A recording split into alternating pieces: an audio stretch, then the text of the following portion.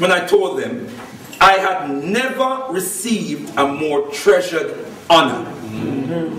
Listen carefully and in context. That's right, that's true. Because Omowale Malcolm X is a man who chooses his words very, very carefully. That's true, right? If you know nothing else about Omowale Malcolm X, you know he was a master orator. That's right. You know he was a words artist who chose his words very, very carefully.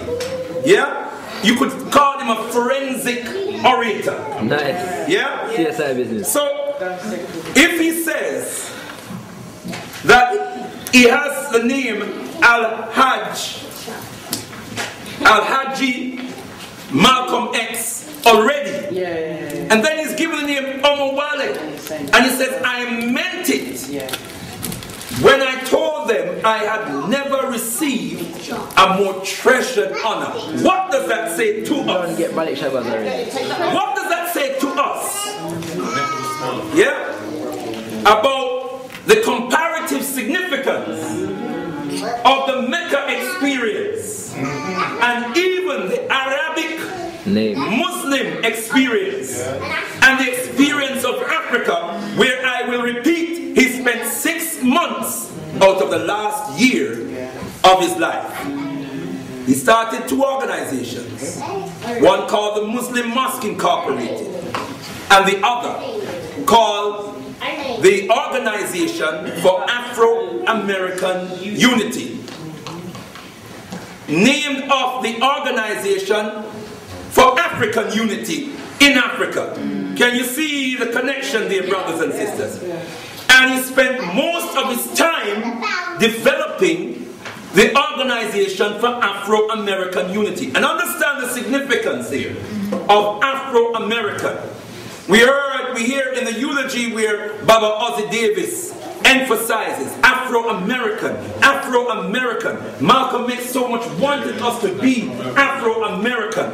Understand, it wasn't the American peace that he was getting excited over, but Afro-American was, for us, very revolutionary in the 60s. It was our connect with Mama Africa. It was our connect with Mama Africa. So we were moving away from Negro and assuming an identity that connected us with Mama Africa. You are with me so far? Are you sure? Now, of his mission, the eminent prophet and king tells us,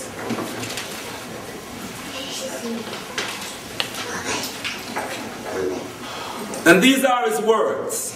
He says, new bridges must be built, because in the minds of the majority of our people today, Africa is too far away. So the only way that you and I can point them in that direction is to build new bridges. We have to have the type of understanding of Africa and the type of understanding of our people here in order to build a bridge, a contact, a line of communication. And once these lines of communication have been established and our African brothers can stretch forth, sorry brothers and sisters, can stretch forth their hands and reach us, and we can stretch forth our hands and reach them, while there is nothing that this blue-eyed man here can do to you and me in this country successfully from this day onwards. Did you hear that, brothers and sisters? Yeah.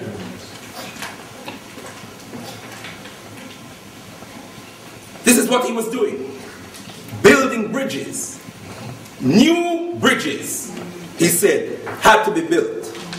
In another speech, he says he aimed to reunite Africans in America with the Africans from the Caribbean with Africans from the continent. For the first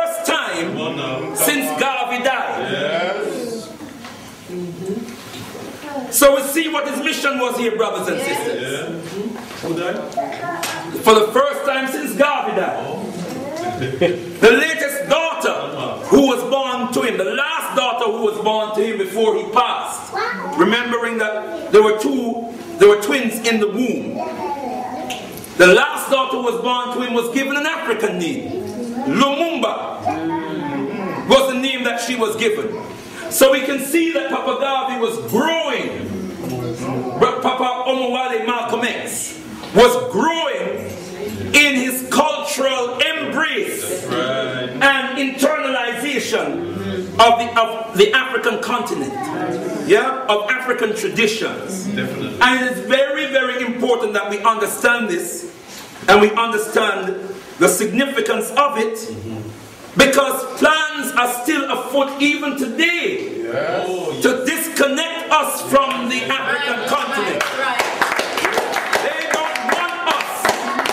They don't want us to have independent association with our brothers and sisters on the motherland. And we must ask ourselves why. Now, it was said last night in response to questions. I remember Baba Anthony Browder, and there's, we have a lot of love and respect for these great men and women, these great scholars that we have, and the work that they do. But sometimes we have a different perspective or a different opinion, but our different emphasis to theirs. And last night a question was asked, and I can't remember the question, but I do know that in the response that was given, that it was said that Omowale Malcolm X, it was when he became internationalized, when he became international, and began to connect with the struggles, quote unquote, of other peoples, that he really became, or was perceived by the American government to be a real threat, and therefore why he was eventually killed. But I want to remind us that Omowale Malcolm X was under surveillance from 1950, when he was in prison in 1950. And after he had accepted the teachings of Elijah Muhammad as it related to the teachings of the most eminent prophet and king, His Excellency Marcus Messiah Garvey, with which he was raised. And he had such an impact inside the prison, he was put under surveillance from then.